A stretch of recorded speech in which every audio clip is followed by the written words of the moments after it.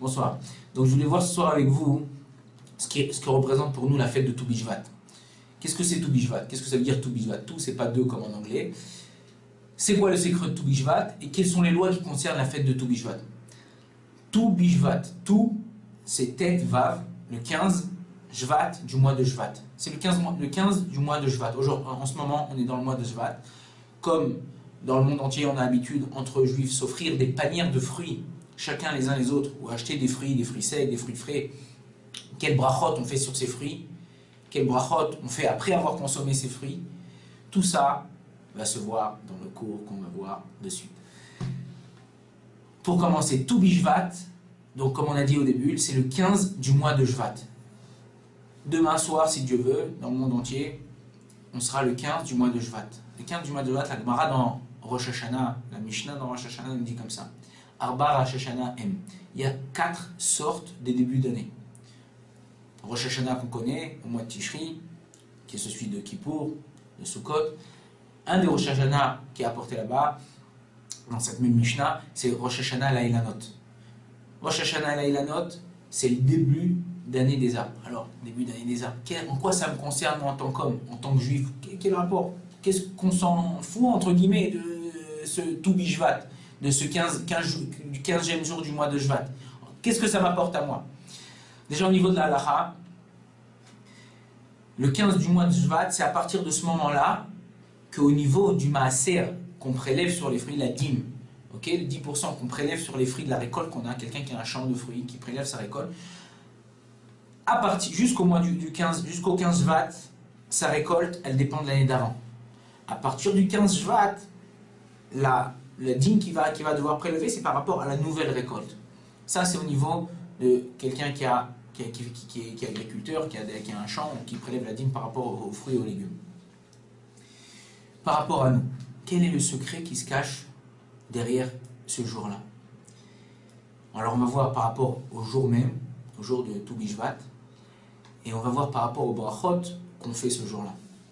Le jour de Tu Bishvat, c'est un jour, comme ça, les Chachamim nous enseignent, que même s'il y a un khatan qui se marie ce jour-là, c'est-à-dire la veille, le jour de Tu Bishvat, il ne devra pas jeûner. Un khatan en général, comme pour lui, c'est comme un jour de Kippour. La veille de son mariage, c'est comme un jour de Kippour. Et le jour de son mariage, c'est comme un jour de Kippour. Où Akadosh Baruch Hu, il lui pardonne toutes ses avérotes. Ce jour-là, le jour de Tu Bishvat, il ne devra pas jeûner. Bien que le minag, la coutume, c'est que la veille de son mariage, en tout cas chez Ashkenazim, chez Sfaradim, non, on a l'habitude de jeûner. Si ça tombe, la veille de son mariage tombe Tu Bishvat, le khatan n'y gênera pas. En quoi ce jour-là, il est spécial pour qu'un jeune, que normalement un khatan a l'habitude de faire, un marié, un nouveau marié si Dieu veut, il ne doit pas jeûner? Comment ça se fait? Qu'est-ce qu'il a ce jour d'aussi important?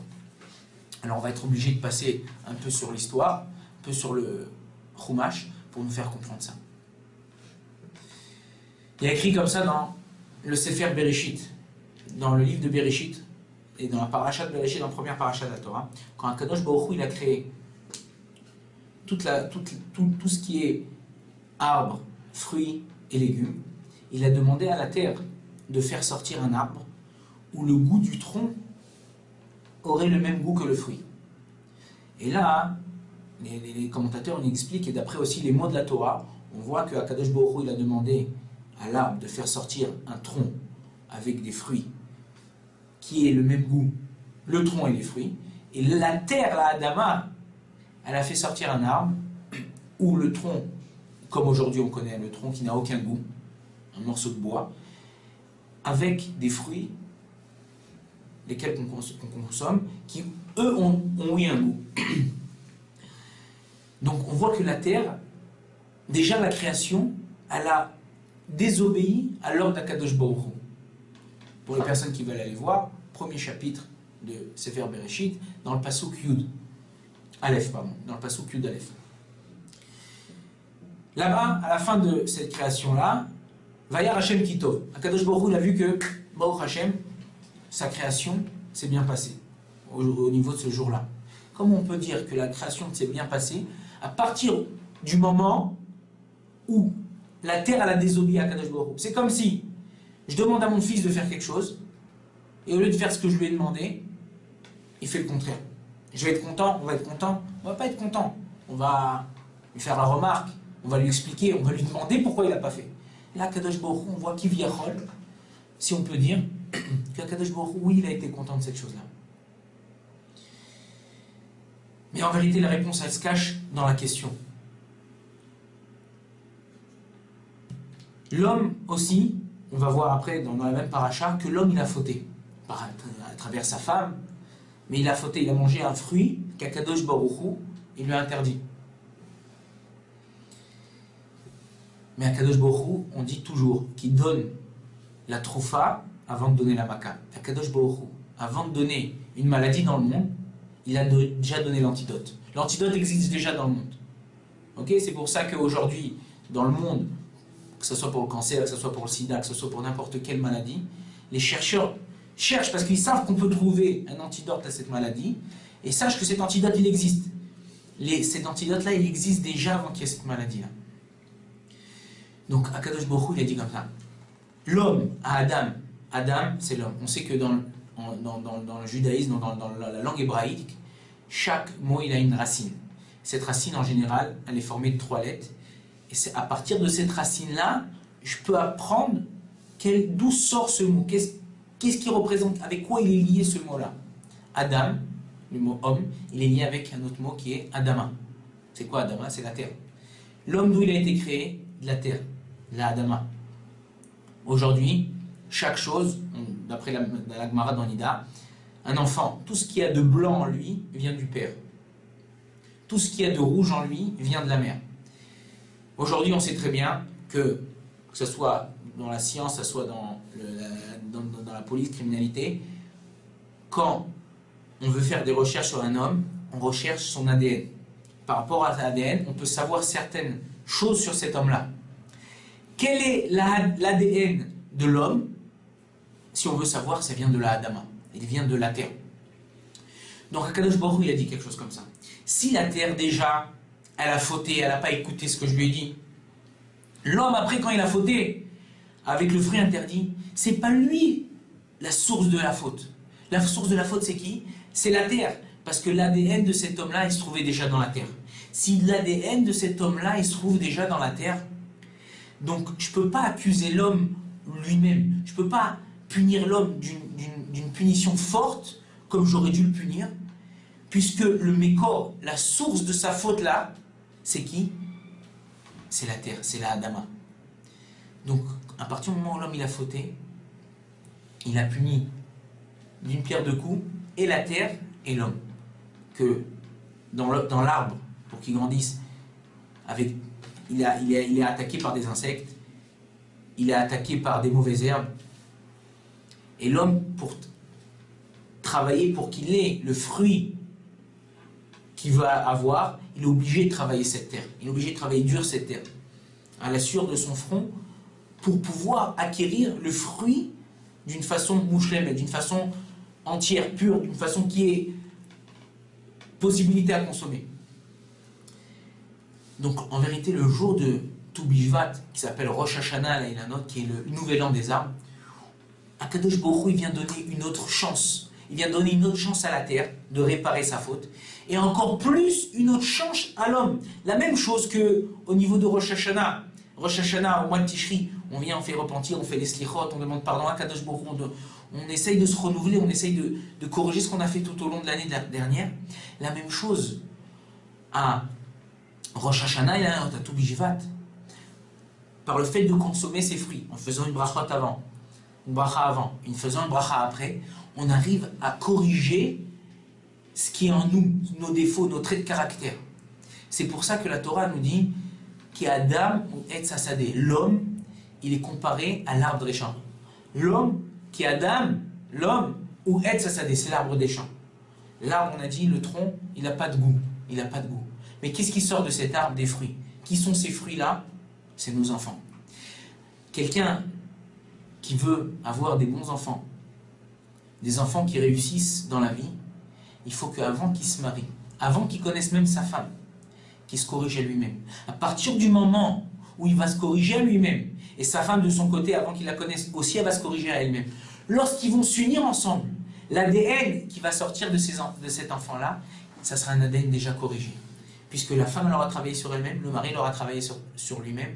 Donc l'enfant, le fruit, l'enfant qui va sortir de cette union-là, ce sera un enfant déjà corrigé. La Gemara dans Masechet Tanit, elle dit comme ça. Lorsque Rabbi Nachman quittait Rabbi Yitzhak, il lui disait, Rabbi Nachman, en quoi je vais te bénir?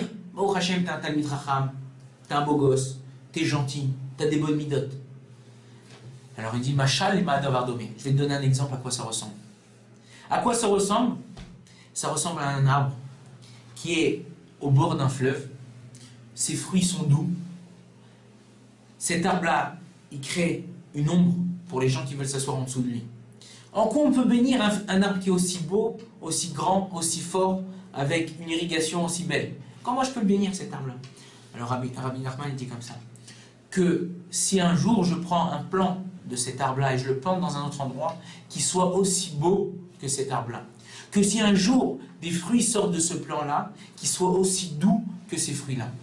En fait, c'est ça. L'homme qui représente l'arbre, qui est Adam ou Etzasadeh, on le bénit à sa choupa, on le bénit lorsqu'il se marie, on le bénit après qu'il soit marié, lorsque sa femme est enceinte, lorsque sa femme naît un nouveau bébé. Que ce fruit-là qui est sorti de lui, de cette union-là, de cet homme et de cette femme-là, qui soit aussi doux, aussi tzaddik, aussi bon que ses ancêtres ou que son père, si son père il a réussi de se corriger.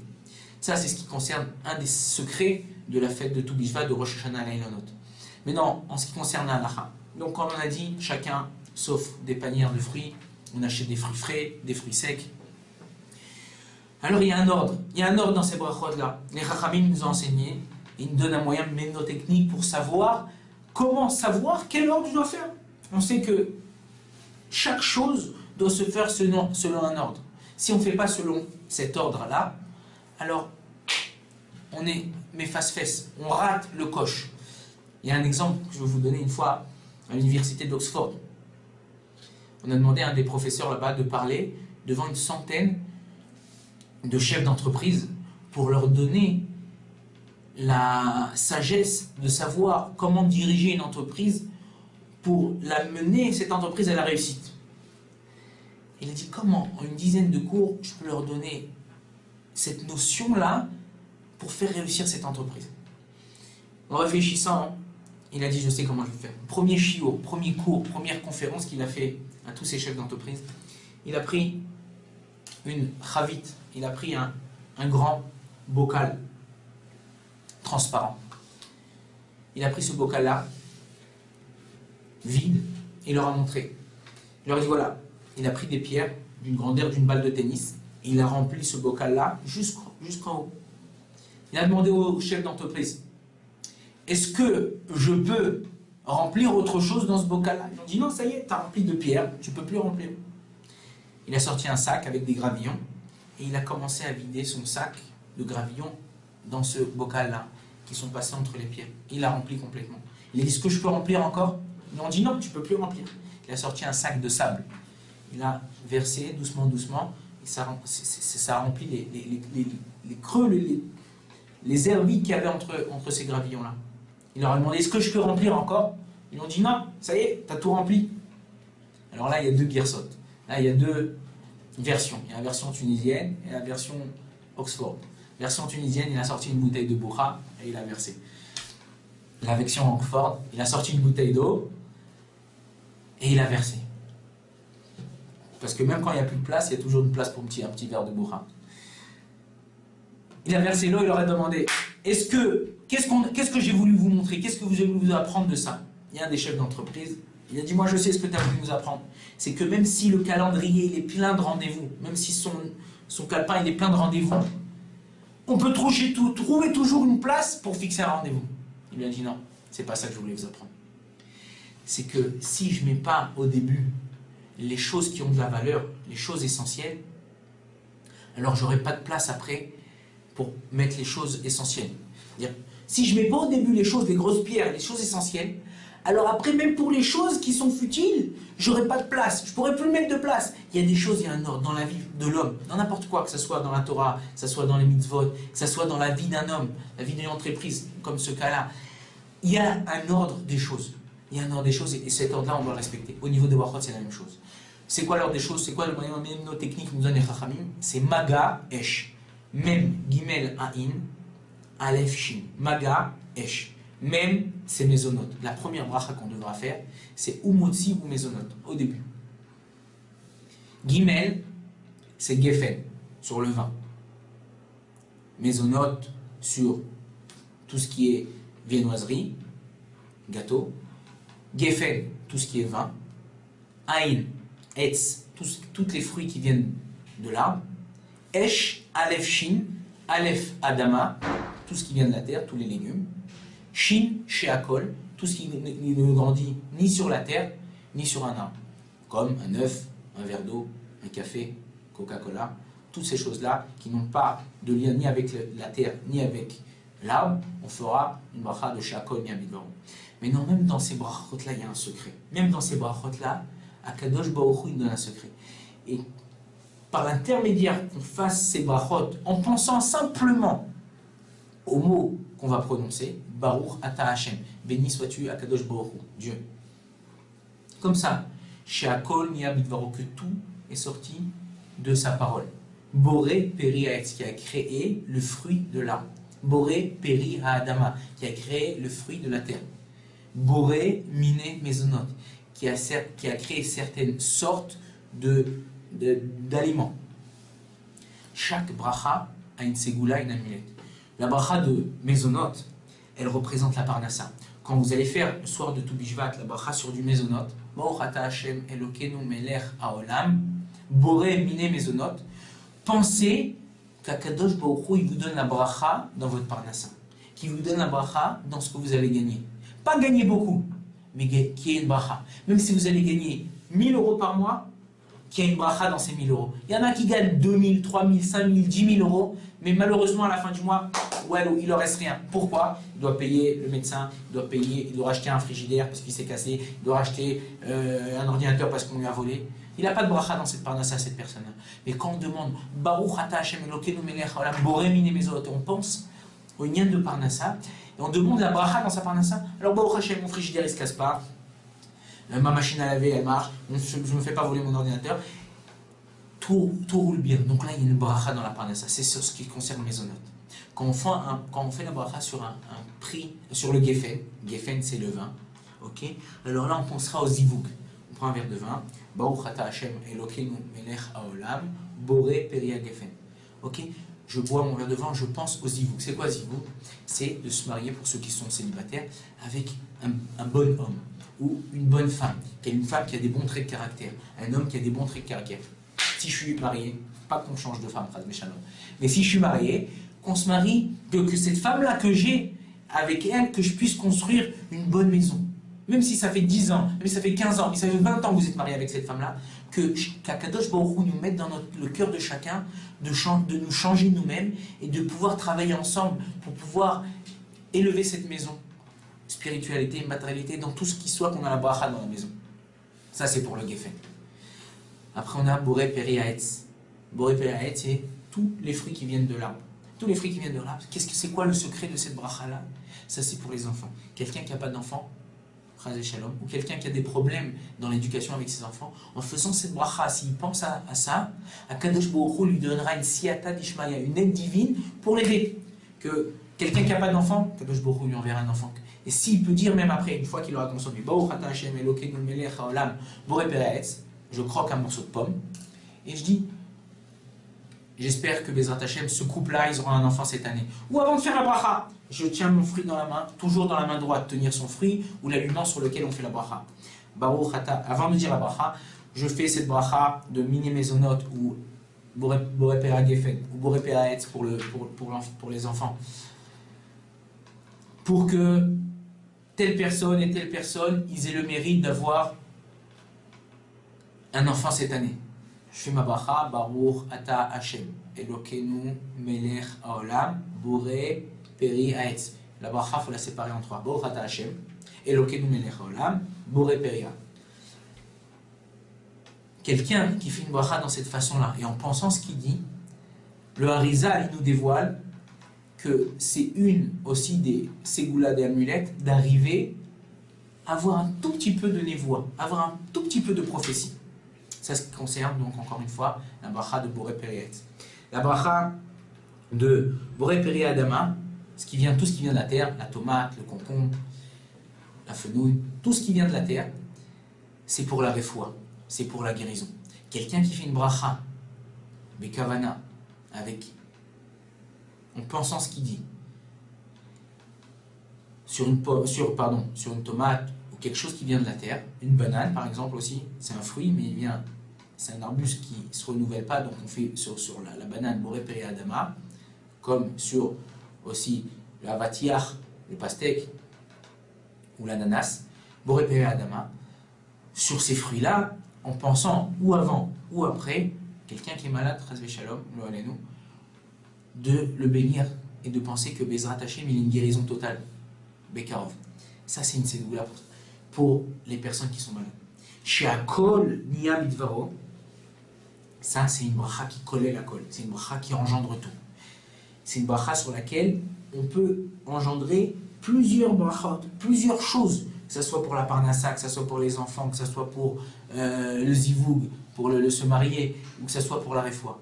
Parce que chez Akol, coller la colle. Chez Akol, la bracha de chez Akol, elle englobe tout. Quand on a une bracha qui est mevoreret, c'est-à-dire une bracha qui, on sait exactement quelle est la bracha, vaut mieux devancer cette bracha que devancer une autre bracha. Maintenant, juste pour voir par rapport aux brachot. Quand j'ai une bracha de fruits qui viennent de l'arbre, donc de fruits qui viennent de l'arbre, je pourrais devancer n'importe quel fruit que je voudrais. C'est-à-dire si par exemple j'ai des fruits sur la table qui viennent d'Eretz Israël et des fruits qui ne viennent pas d'Eretz Israël, et j'ai aucun des deux que j'aime plus que l'autre, je peux faire la bracha Boré Periet en acquittant l'autre sur n'importe quel que je veux. Par contre, s'il y en a un qui est plus favorable à moi, que j'aime le plus, que je préfère, même si la bracha elle est shona, même si la bracha elle est différente. Par exemple, j'ai une fraise et j'adore les fraises. Et j'ai une date qui vient d'Eretz Israël. Quand la bracha, même si c'est un fruit qui vient d'Eretz Israël, et la bracha n'est pas la même, c'est-à-dire quoi? Un c'est Boré Periet et l'autre c'est Boré Periet Adama. Et bien, étant donné que je préfère la fraise à la date, je pourrais devancer le Boré Periet Adama. Ou par exemple, un autre cas, lorsque j'ai un fruit que je n'ai pas mangé, qui était de la saison d'avant, okay, de la saison de l'année dernière, et qui se renouvelle maintenant, on doit faire sur ce fruit-là, Shechianou. Et j'ai un autre fruit d'Eretz Israël, et ben je pourrais faire le fruit de Shechianou, même s'il n'est pas d'Eretz Israël, comme étant donné que j'ai deux brachot, là, Shechianou en premier, et après Boré Periet ou Boré Periet Adama, je pourrais faire d'abord sur le fruit de Shechianou, et après, si c'est la même bracha, alors acquitter l'autre fruit.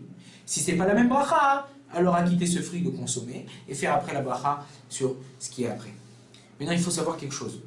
J'avais entendu en live, en direct, du Rav Yaakov Yosef, Zecher Tzadik Livracha, le fils du Rav Yosef, Zecher Tzadik Livracha, était venu nous voir au collège, il nous avait dit comme ça, que tous les fruits secs, en général, pratiquement tous, que ce soit la papaye, que ce soit le kiwi sec, que ce soit la banane sèche, que ce soit l'ananas sec, tous ces fruits-là, la bracha, c'est pas Boré Periet Adama, c'est pas Boré Periet, la bracha, c'est Sheakol Niya Midvaro. Pourquoi?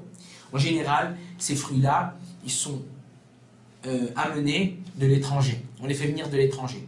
Pour faire garder ces fruits-là dans le bateau, on est un import-export dans le bateau, pour pas qu'ils tournent, pour pas qu'ils deviennent non consommables, on les recouvre entièrement de sucre. On les coupe en lamelles comme vous les recevez, couvert entièrement de sucre. Le sucre, il absorbe l'arôme et le goût en général de ces fruits-là.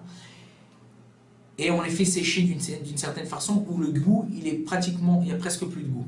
Une fois arrivé dans le pays où ils doivent être consommés, par exemple, on va dire des fruits qui sont amenés d'Amérique latine pour être amenés en Eretz Israël, pour être amenés en France. Une fois arrivé, alors on prend ces fruits-là, on les injecte en général des colorants de couleur et des colorants de goût pour redonner le goût. Donc en vérité, le goût qu'on a, c'est un goût qui est de la banane, c'est un goût qui est de la pomme, c'est un goût qui est de l'ananas. Mais ce n'est pas un goût qui est naturel, c'est un goût qui a été injecté. C'est beaucoup de colorants, que ce soit de couleur pour donner une couleur jaune, une belle couleur jaune, une belle couleur verte pour que ce soit le kiwi. Mais en vérité, le goût qu'ils ont, c'est un arôme.